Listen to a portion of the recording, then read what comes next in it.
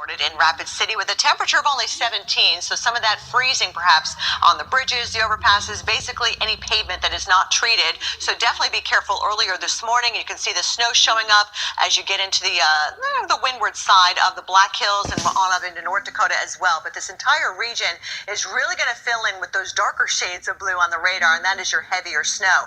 So for Rapid City, quite the day ahead. This is Christmas. This is your weather. We've got the icy conditions this morning, of course, freezing fog a possibility. Then you got the snow that's going to come in earnest here, and it's going to blow sideways with those winds gusting 40, 50 miles per hour. Temperatures dropping through the teens later on tonight as well. So that's why, authorities here in this part of the country are saying, please don't travel later today. And even tonight, it is still going to be quite dangerous out there.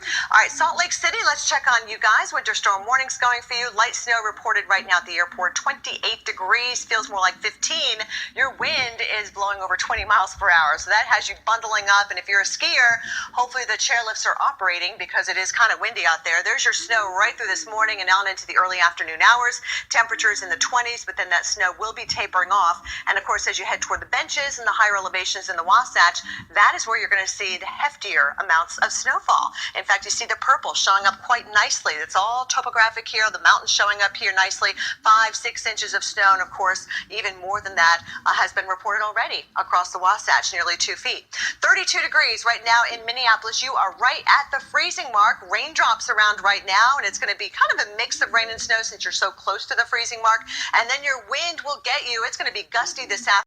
With our winter weather expert, Tom Nizzle. Tom, we've got Winter Storm Cleon now. Who's going to be affected? Boy, there's a large part of the northern U.S. and even parts of the southern U.S. that'll be affected. We start with the Pacific Northwest. A lot of snowfall in places from the Oregon Cascades right up through the Bitterroots and into western Montana as well. Mainly a mountain snow event here for the heavier snowfall amounts, but it doesn't stop there.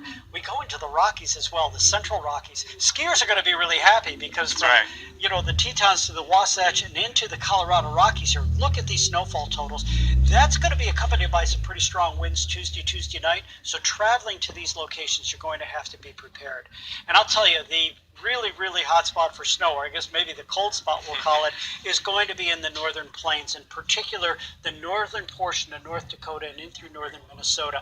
Significant snowfall amounts there, combined with strong winds and rapidly falling temperatures. We're likely going to see some blizzard conditions here in the Tuesday through Tuesday night time frame. Thankfully, our friends up there are kind of used to this weather. They are, but be prepared because travel will be very restricted there. This may have a chapter 2 to this storm later in the week as well. Yeah, that cold air really works its way down all the way into Texas. Look at this, and across Little Rock and Arkansas, all the way in through portions of the east, the latter part of the week. That is overrun by moisture here. When you get that combination of that moisture and that warmer air overrunning the cold air, you end up with an area from Texas all the way up through the Ohio Valley here that could see significant icing. The area I'm really concerned about is Little Rock. Last year they had an event right around Christmas that there was hundreds of thousands of people without power there.